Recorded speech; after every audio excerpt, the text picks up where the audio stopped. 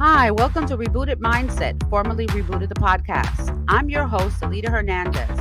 Come join me every Wednesday and Sunday afternoon at 2:30 p.m. Eastern Time to hear real-life conversations with experts around the world on how we can heal our body, mind, soul, and spirit.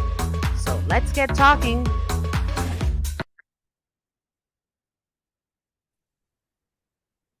Hi, everybody. I'm back again. Alita Hernandez here, Rebooted the podcast with another exciting and special guest, of course, for you.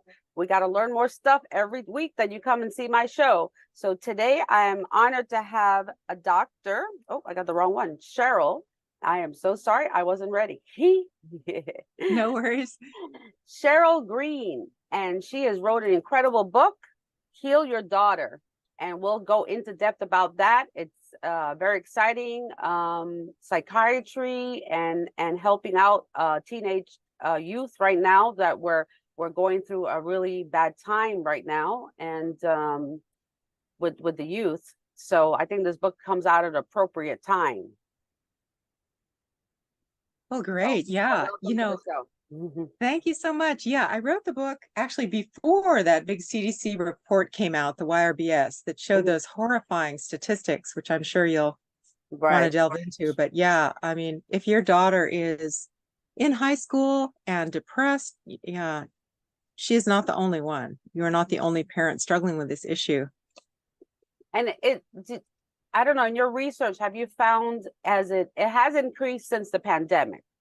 Since 2020, absolutely, because of all the changes, the socialization changes, the school, all that stuff has affected the kids. And people are really not talking about that. They really don't talk about it too much. They give you statistics, but then it just like flies away in the air, you know, like nobody addresses the amount of suicide has increased. And not just in teens, of course, and other people too, because I think it's increased overall in humanity. Since 2020. It has. The biggest bump, though, has been teenage girls, high school girls. That's been the biggest increase. So is there a pattern in the teenage girls? Is there something in particular that's causing this? Well, nobody can do a randomized controlled experiment on why, like, which would be so unethical to do that. But we do know factors that correlate with it. And we do know actually that teens have had an issue with suicide rising ever since like about 2013, 2014. But then the pandemic made it through the roof for teen girls. Teen boys stayed about the same, but teen girls rocketed into the stratosphere in terms of their suicidal thoughts with a plan in the pandemic years.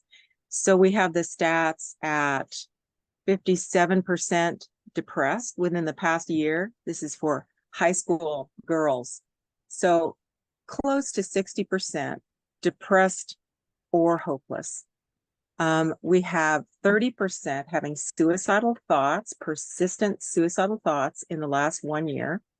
We have 24%, so nearly a quarter, with persistent suicidal thoughts with a plan, meaning they meet criteria to be admitted to the inpatient unit. Wow. When that happens, when your teen has suicidal thoughts with a plan, that's the point where you have to admit them to the inpatient unit. Then we have 13% of girls making a suicide attempt.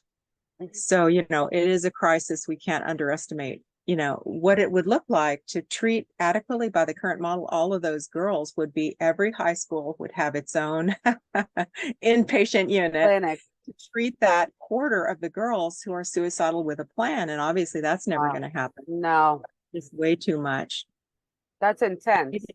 Yeah. And even then, inpatient hospitalization is 1 week, 1 week for stabilization. And then you have to follow it up. And then that follow-up tends to be, just a weekly visit. And so, into this crisis, I think, parents will have, or caregivers of whatever kind they may be, have to kind of step up. They kind of have to step up. And these days, it's often not the parent, it's the grandparent, it's an aunt, it's an adoptive parent, it's someone other than the biological parent Because That's as mm, you know, much as this is a crisis now, we've had a drug problem going back decades. So this generation of parents is struggling too with their own issues mm, of, you know, addiction, that kind of thing. So I'm not sure they're so well equipped necessarily in all cases to take care of their kids. Not yeah, equipped, you know, in terms of their addiction status, not equipped economically. That's a huge one. I mean, yeah, that is so huge. yeah, it is. How can you parent when you're holding down 3 jobs? You know, what's going to happen to your kid? Can you even keep the kid safe from basic crime? And we know from the YRBS that 1 in 10 teen high school girls was raped. So, I mean, that's astonishing right there. So we can tell Scary. why at least 1/10 of those girls are depressed. Well, it's right there. And then if they Um, don't have their biological mother, okay, or father, especially mother, because you need your mother for that, you know, that hugging, that connection that you have that they miss. So if they have something happen traumatically like that, like a rape or anything like that, who are they going to go to, right? They're embarrassed, they're scared. There's no place for them in the school to go to either. There's no crises. Because you imagine, I mean, we really do need it. I think we really do need some kind of crisis management at every school, but that's not going to happen because they're not going to fund it. It's going to have to be privately. The only way it could happen is if it privately happens. mhm. And but Yeah, it's just really sad because I had a conversation yesterday with a person who looks at different how children learn, right? And how different the structure, right? So we have a Western where we live in a city, versus traditional learning from other countries.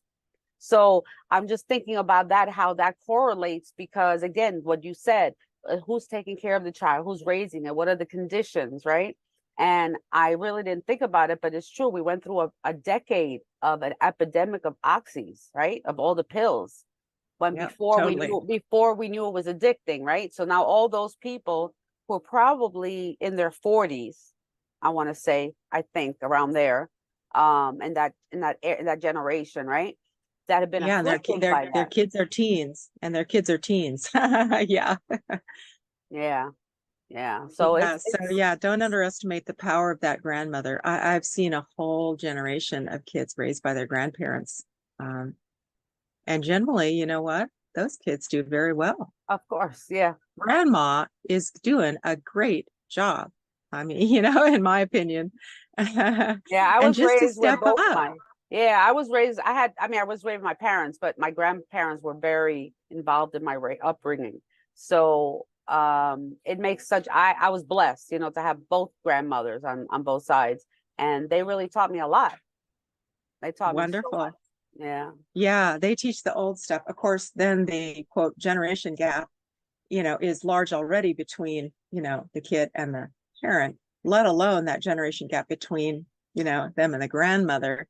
But, you know, there's something very healing about that, even though grandma may not be cool, you know, Mhm. that can be so healing. That can be exactly what the doctor ordered. And, you know, I see so many parents and grandparents and other caregivers wanting to step up. They just don't know how. They just don't know what kinds of things they can do at home to protect and to heal their daughters. So lifestyle psychiatry doesn't come in to replace psychiatry at all, but it comes in the component that parents or grandparents can do at home.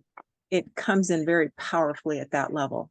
And I think that is the level where I've seen most kids get well. Of course, I work in an intensive outpatient setting where the parents or grandparents are part of that. It's a Mhm. 3 hour, 3 times a week, but the parents are powerfully present in 1 hour. They learn the coping skills, they learn the life skills right along with their kid. And that is so helpful. Over 8 to 10 weeks, that really helps. But there's no, you know, most people don't live in an area where they have intensive outpatient programs for teens. Yeah. That's more of a specialty university thing. And I'm a part of a university setting. Um, Out there in most of the world, those programs don't exist. So, you know, but you can do it at home. You can replicate that. And so I Nice. gave some of the secrets how to replicate that really basic, great healing program, how to have your kid eat so they're not depressed because they are nutritionally not repleted. That's very common. That experiment was done in World War II, that if just by giving kids a cruddy diet, or they did it on young men, you can make them depressed. You can make them have bipolar symptoms. You can make them cut. You can make them aggress upon one another, be irritable, angry. And then you give them a good diet for 6 months. So that was 6 months. They fell apart. You give them the good diet, good wholesome nutrition for 6 months. They normalized. They rebounded with nothing else. No psychotherapy, no psych meds, just the good nutrition healed those men and brought them back up to normal. So that's powerful. And these days you got to worry about detox, because things like lead, we know, can cause depression. Other contaminants in the environment can cause depression, and for that matter, physical illnesses. We know that, in the general area of detox, substances that can cause psychosis, let alone depression, like marijuana wax pen. Now, the cannabis wax pen is not regular cannabis. It's not. See, that is a mistake that kids make. The cannabis wax pen or the cannabis edibles are a tenfold concentrated form of THC, the tetrahydrocannabidiol. That's the waste product of the cannabidiol industry, frankly. That's what that is. They're consuming, when you extract the cannabidiol, what's left? Well, what's left is THC. What's left is THC and a bunch of, whatever else is in there, pesticides, what other thing is in there. That gets boiled down into the wax, which kids then import directly into their brain. So don't think that cannabis wax pen or cannabis edibles are the same as plain old flower. The flower. It's not the same thing. On the inpatient unit, when I'm in there about once a month, I cover the inpatient unit. It used to be my job. Now I just do once a weekend. As many as half the kids are there, and they're psychotic because of their wax pen use. There can be no family history of psychosis, nothing, but they've just been running through the cartridges or using edibles, and they've gone batty. Yeah. First you think, oh, this is relaxing, this is self-medicating, but there's a rebound from that period of relaxation. There is a rebound where at first it relaxes you a little bit, but then you have a rebound up to a point where the rebound is paranoia, and you're sure that the FBI is after you or something. Somebody's putting poison in your food. These kids come in out of their mind, bonkers, and it's because they've been using too much cannabis wax pen. Eventually it catches up to them, and I'm not sure if it's what's in there. I mean, that's the thing. We can never be sure what is in there. Exactly. What is in that cartridge? Unless you make it yourself. Unless you make it yourself, you don't know.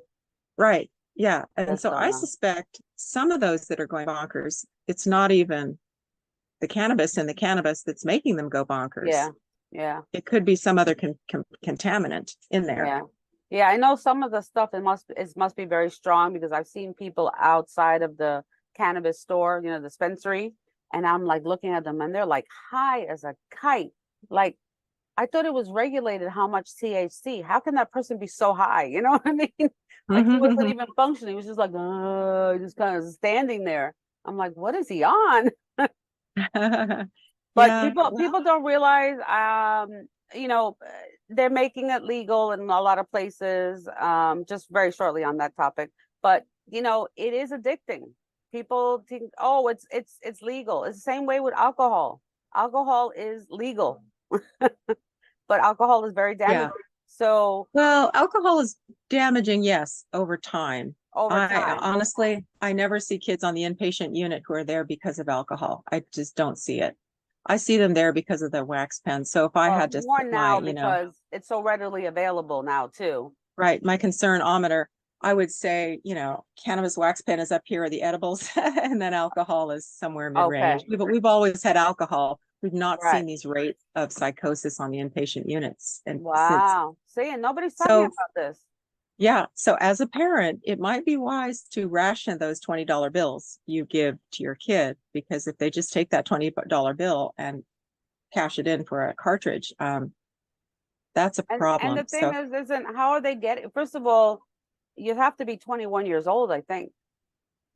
well, they can get it from their friends who are 21. Exactly. And I then mean, there's a sharing, there's a yeah. there's a fee for the middleman, I imagine. But uh, almost any park, I almost know. any skateboarding area, there are people who will say, "Hello, do you want anything?" And Yeah, it's they true. don't they don't even necessarily look nefarious, but what they're selling can be very harmful. So, So from your book that you have, how is it more for the teenage child per girl, or is it a parent guide, or how would you no, explain? no, it's for the caregivers. It's definitely for the caregivers to ingest, however they can ingest it, reading it or hearing it. I gave a recorded version, or Mhm. just having it on your phone in an ebook form.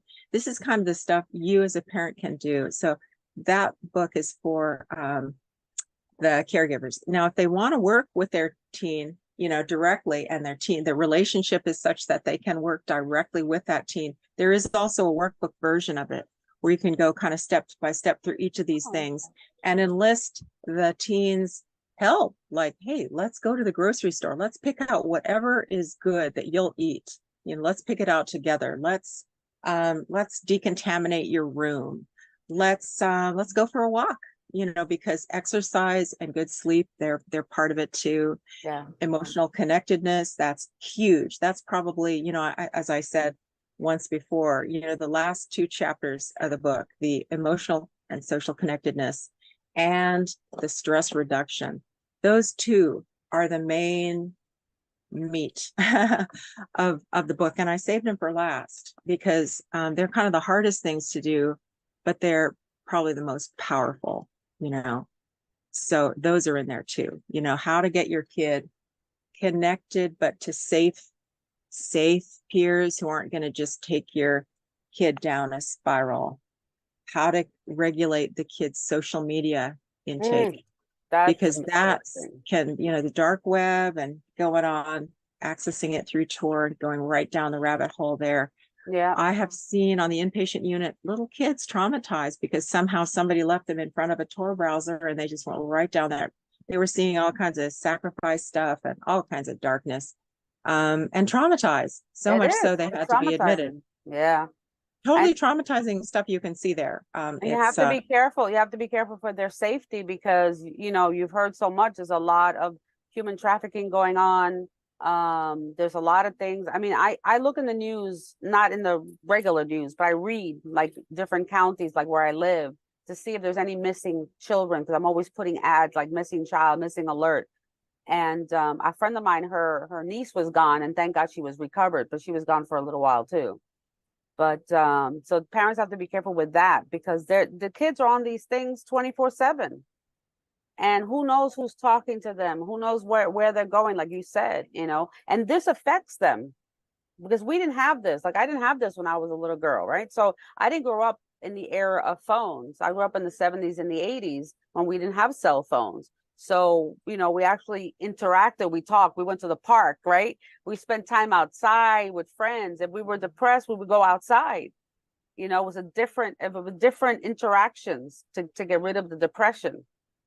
So, or we played ball absolutely. or anything, Yeah, yeah. And in some cultures, some of my patients, they're still doing that. They're hanging out with their cousins, or they're heading to the res. They're interacting with their larger family or their tribe or their Right, community. A right. lot of kids are doing that, and it's the best thing for them. It is the most healthy thing, getting them away from the little control mechanism in your Yeah. hand. And then what I've Uh, seen also is I had a parent talk to me, and she was planning a party and for her daughter for her 16th birthday. And I asked her, well, what is your daughter like? She goes, I don't know. She doesn't talk to me. And I'm like, what?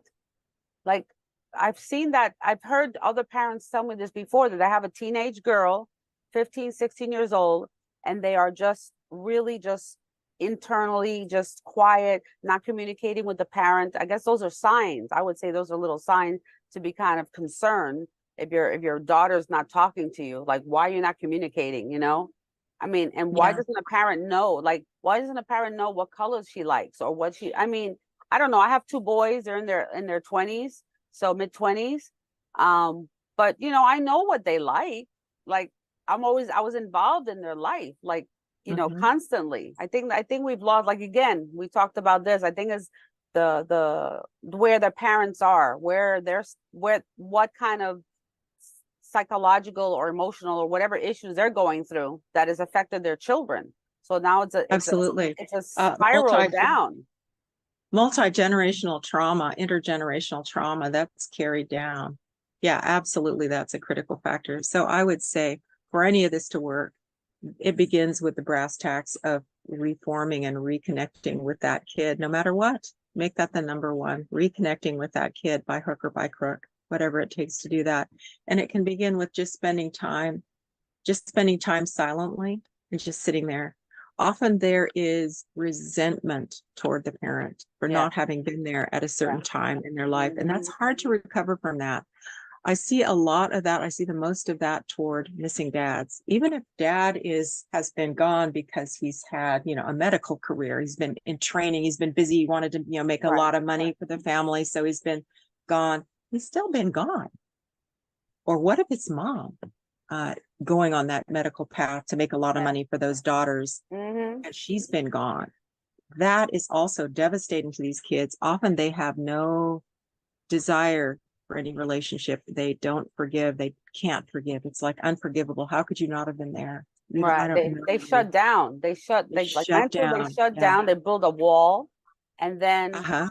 because I've seen it when my son was a little upset with me for a little while, and I was like, "What's going on?" He was just really just the wall, you know, and you know, we rekindled. Everything's good now, but you know, I could see that, you know, when the emotions shut down because they don't know how to deal with what's going on in here, right? They don't know what that feeling is. Why am I upset at my mother or my father? You know, I should love them, right? So they're probably going through all this stuff in their head.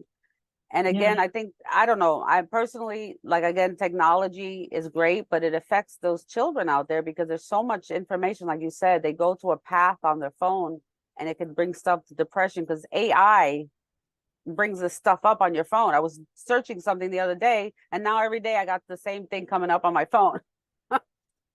Right? Yep. Oh yeah. Yeah, to get away from that. But about the parent bond, the critical thing is just to say, yeah, I wasn't there and I'm sorry. I am sorry. I acknowledge I wasn't there and I should have been there and I needed to be there. And I am so sorry. I might have screwed you up and I'm so sorry. But I'm here now. I'm here now and I will be here from now on. I'm here now for you. I want to make amends. I want to rebuild a relationship, and I want a relationship with you from this day forward forever. That's the most compelling thing someone who has been gone can say. And I've seen so many parents in that boat, and they do have a lot of sorrow. I mean, I've seen grown men weeping that they Yeah. don't have a better relationship with their teenage son. And it's like, okay, well, they're gone. It was too late in some cases. But Yeah. hopefully, I have also seen parents and kids write what's called love letters to each other. And we Wow. call them love letters, but they begin I'm angry at you because I hate you because, and they get through all of these other emotions until finally the last one is what I love about you is, and they can begin to open that door after they've gotten out all of the gunk. It's like an emotional detox that those letters enable. And also, it's two ways. The parent writes one, responds to the quote love letter that the child gives, responds truthfully from the heart, Right. writes his or her own, that the parent writes a letter, and it goes back and forth until all of those old emotions, they can't be healed until they can be brought to Release. light. If they Right. remain buried, they ain't going anywhere. Right. You It's have to release it. Yeah. Yeah, it's like the metaphorical soda bottle. It's shaken up. Those emotions are in there causing what? Causing stress, Pressure. pressure, Right. pressure. But how do you let it out? you let it out little by little in these little Right. letters, and Right. then once the explosive core of it is dispatched, once it's had its mini explosion, you'd be surprised, because I think I've almost never, I say almost never, because I have had a couple of really difficult situations where there isn't that fundamental love. The parent really does love that kid. The kid really does love that parent. And if you get down beneath all the crud, that is there, and that is a basis on which to build. But you can only get there until after you talk about the more superficial stuff, which is the stuff, either the anger and the resentment, Right. The healing has the to begin. unforgivable stuff. Right. The healing has to begin once you release. So that healing, that bond, because I think every child wants to be loved by their parent regardless. And I think that, you know, I had my things with my mother when I was younger, right? Some resentment, some things, and that kept me for a while. Like my relationship wasn't as close. And I realized that as I got older, especially now, I care for her. She's 85. She's still around. I'm the only daughter. And so I've learned that a long time ago, I forgave my mother. I said, I forgive you. You're just human. You're human like me. You make mistakes. You didn't know anything. You did the best you could, you know, and it's not right for me to hold that because of you, I'm like this. No, I have my choice. I make my choice. You didn't make the choice for me. I made the choice. So I've learned that, you know, we have to be responsible for our choices. But this is an amazing book. I think it's going to be really good for people out there. I hope that parents out there, everybody who's listening to the podcast, please get the book here. I'll have all the information and the links and where you can get it, so you can help your teenage child if you have one, and yourself too, because you know the healing starts with you as well as the parents. So if you, Oh, thanks so much, Alita, for mentioning the book. I really think, you know, these days putting out books, it does not make you money. It does not. It does not. This information is out there. So parents, it was really, you know, it's to answer the question of my own patients. Like the parents would say, I want to heal my kid. I don't know how. So anyway, this was my attempt to say, here's how you can. Here's how you can begin. no, it's beautiful. It's beautiful what you said about the love letter. It really touched me, because honestly, that's what you have to do. And I kind of did that. Like I broke down one time and told my son, I'm very sorry. I was very hurt myself. Like I could feel the guilt. I had a lot of guilt, you know, for something. And I broke down and I let it out. And I said, I'm so sorry. I wasn't there. You know, I was going through my own thing. And, you know, I just kind of did my confession, right? And that has healed. Now the relationship has healed because of that. Great. Because the child, Wonderful. my son didn't understand. He didn't know what was going on with me. You know, like why is mom gone for a little while? What happened to mom? You know, that kind of thing. So Yeah, we yeah, have to get over as a parent, we have to get over our own shame and our own guilt. Okay, because totally. it's not, our child weren't asked to be born. We wanted them to be born, right? We wanted to have a life and bring a life to this world. So now we have to be responsible for that life. And we're not perfect, I know, and I'm still learning. I'm still going through my learning at 58 years old. I'm still learning, right? We'll learn till the day you die. Totally. So, You know, there are some exceptions, because, you know, if the parent's unsafe, if the parent had sold the kid out into sex slavery or something like that, there are exceptions to of this. If course, the yeah, parent had addicted the kid to drugs, sold him out, all of that. I see right. that kind of a lot. I think the county I work in, San Bernardino County, has the most of that, human trafficking. And I just want to put a plug in for the movie, The Sound of Freedom. The Sound of Yes. Freedom actually exposes a lot, not all. It was actually, I think it was very mild. It was Yeah, very mild. it was very mild, yeah, compared It to was what very really was mild, going on. because, you know, many of my patients have been stolen into that world right out from under their parents' noses multiple times by the same people.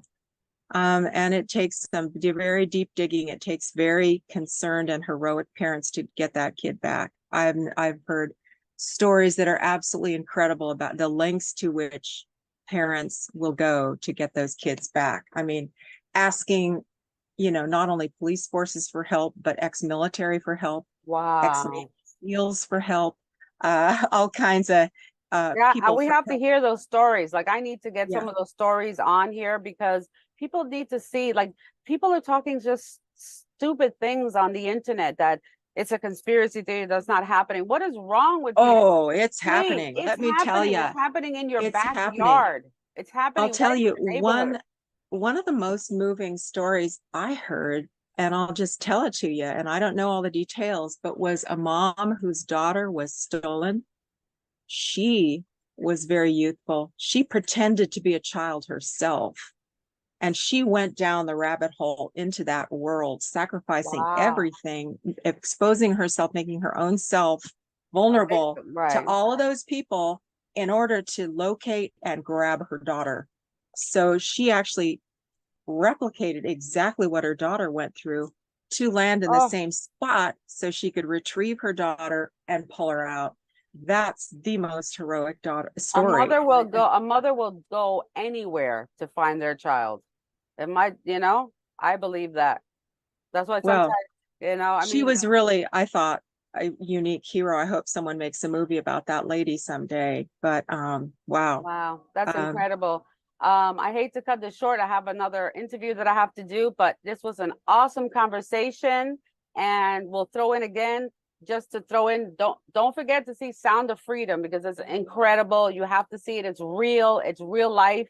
And protect your children out there, and especially with Cheryl's book here, that's amazing. And help your kids out there. Reconnect with your children. Great. I'll say the So, name of it. Heal Your Daughter. The book is Heal Your Daughter, How Lifestyle Psychiatry Can Save Her from Depression, Cutting, and Suicidal Thoughts. It's the part parents can do at home, and it's available on all the big usual sites. It's on Amazon, Barnes & Noble online. It's in most of the bookstores. And you can also get it at bookbaby.com. So it's on multiple sites. If you don't like Amazon, you can get it from okay. bookbaby.com. Yeah, and I'll put all the information there, so they'll have all the information in this podcast so they can get to you. Well, thanks, So, Alita. thank you Pleasure so much. talking with you. All I'm right, have so an awesome impressed by day. you. Oh, thank you. I'm impressed by your story. Thank you. Oh, Have an awesome day and a weekend. you too. All Bye, right, Alita. bye. Bye. Come celebrate your event and create new memories at Studio 33, right here in Fort Lauderdale, off the Exit 32 Commercial Boulevard. Call us today so you can schedule an appointment and see the location. It's an intimate setting for your private event. Call us at 954-530-7193. Again, 954-530-7193. Also, our website is studio33f as in Frank, ll.com. And you can find us on all social media at Studio 33 FLL as well. Again, call us today for your appointment and come see our venue. We are filling up fast.